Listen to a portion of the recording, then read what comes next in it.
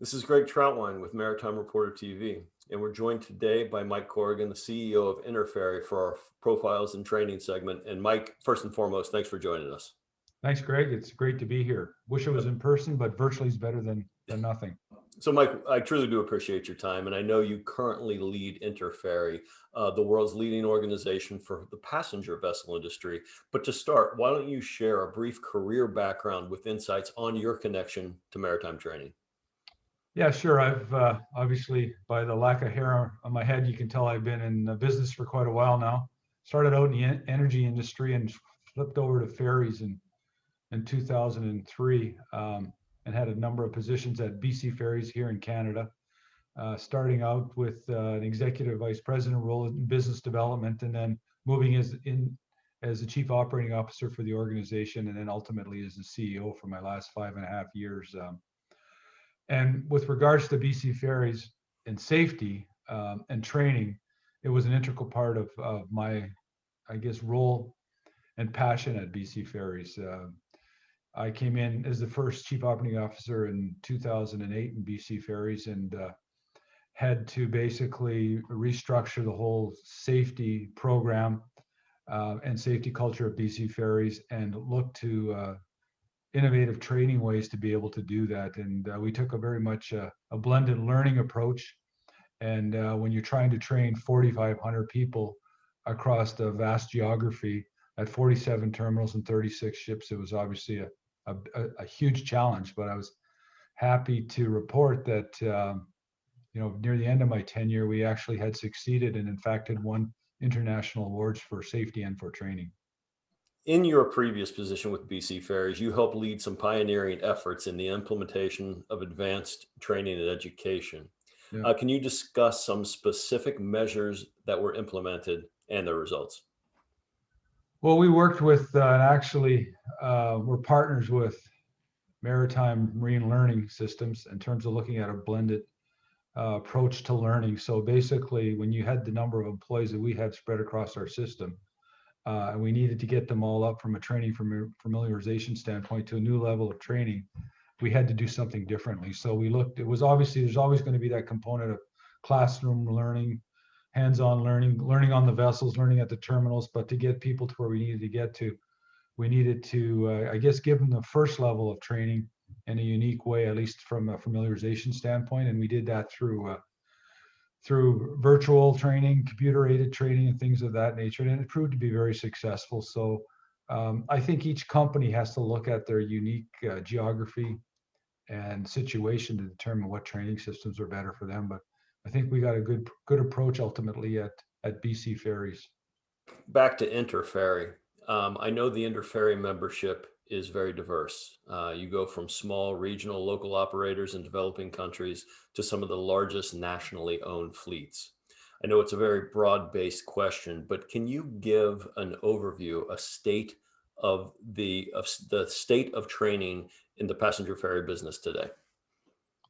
Well, since my time of joining the ferry industry, it's increased tenfold. We've looked to the airline industry, I would say, as the beacon in terms of what we needed to do to get there from a training standpoint, and implemented many of their techniques and training modules to be able to get there. So I'm proud to say today that the vast majority of ferry operators, for sure in the developed world, are at or approaching where the airline industry is. And there's been a lot of time, money, and resources put into that. Mike, obviously, COVID-19 has impacted every industry globally, including, of course, the passenger vessel industry. Can you give us an update and an overview of the pandemic's impact on your industry as of today? Well, it's been, I'd use the word significant, but I think it's more than that. At the peak of the pandemic, and I guess the peak wherever, what you could argue is still with us. I mean, but we're looking at a 90% drop in traffic, passenger and vehicle traffic. What's really continuing to happen is ferry operators are providing lifeline and essential services to the communities they serve by moving cargo and precious goods, while the rest of their ferries remain virtually empty. So they're incurring huge losses to do the right thing and to continue to provide services to their communities. And these losses are unsustainable over the long term. So um, we've seen, we've seen a number of examples across Interferry where we've had our member companies providing, medical supplies, food, and so forth on their main car decks through trailers, trucks, and trailers. But there's no passengers in the passenger spaces, and there's no passenger vehicles on the passenger vehicle decks. So operators need to have those ships at or near capacity to be able to turn a profit and stay in service over the long term. Okay. Obviously, very challenging times for all. Um, Mike, and you know better than I, while the ferry business by and large is a regional local affair, we understand that the IMO has taken an interest in domestic ferry safety. Can you give us an update on this? And while I know you don't speak for the IMO, why would a local operator feel compelled to follow non-obligatory international standards? Well, I think you've Interferry is, as you described, and maybe a bit more. I mean, we are local, regional operators, but there are some big international operators as well.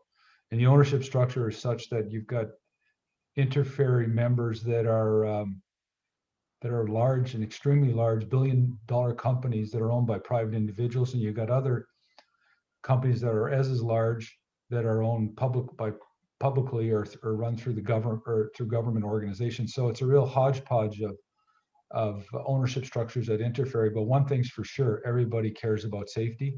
And when we talk about domestic ferry safety, we're talking about safety that has not really been regulated by the IMO. The IMO, the International Maritime Organization, as the name would suggest, is about regulations for international marine travel. One thing we pushed the IMO for a period of time is to get involved in domestic ferry safety as it pertains to the developing world. So each country is responsible for safety within its borders or boundaries. And countries like Canada, the US, the European Union, Australia, New Zealand, I mean, they have top tier safety systems in place.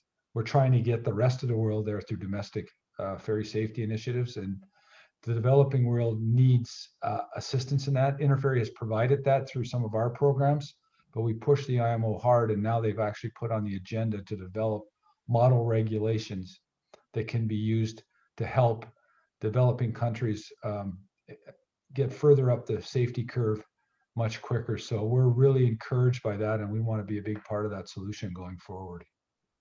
I know again that the Interferry membership is very broad, it's international, and I'm certainly not looking for you to play favorites. But when you look at operators in the developing world, as we were just discussing, can you share some examples of companies that you see, quote unquote, doing it right in terms of training, education, and safety? Absolutely. I think the best example that I could provide would be Archipelago Philippine Ferries. Chet and Marianne Pastrana, who are strong supporters of Interferry. In fact, Chet's on our board of directors of Interferry. We've had a conference in Manila in 2016. Their training programs for not only for a developing country, but for a developed world are second to none. They've done an outstanding job of a blended learning approach and really have raised the bar exponentially on safety in the Asia Pacific region. And they've done that in conjunction with rebuilding their fleet too. I mean, there's still many ferries that operate in the Philippines that are wooden boats, if you can believe that. But Chet and Marianne have rebuilt pretty much their entire fleet to world-class standards, and they put a world-class safety program in place to go with that. So we're very proud to have them as members. A lot of this was precipitated around our safety initiative to improve safety in developing world around our conference in Manila in 2016. Chet and Marianne Pastrana are leading the charge, and we're eternally grateful for them being part of the project. And we want to take what we've learned in the Philippines, because Interferry also had a project in the Philippines around safety called Ferry Safe One. Ferry Safe One. We want to take that learning and help other countries like Bangladesh, Indonesia, ultimately Africa, get further up the safety curve as fast as possible, because it's in everybody's best interest and it's the right thing to do. If Interferry is going to and is the voice of the ferry industry worldwide, we need to do everything in our power to improve safety as much as we can across the world. Okay. Well, again, Mike, I truly appreciate your time. I look forward to seeing you again next time in person, hopefully at the Interferry conference in Spain. Well, we're watching the news every day, Greg, to see if we can have a conference in Spain. I'm cautiously optimistic, and I guess my mood swings with the news of the day in terms of whether they're going to have a conference or not. But I can tell you we're going to make the right decision. And based on our last conversation, it's going to be all around safety once again.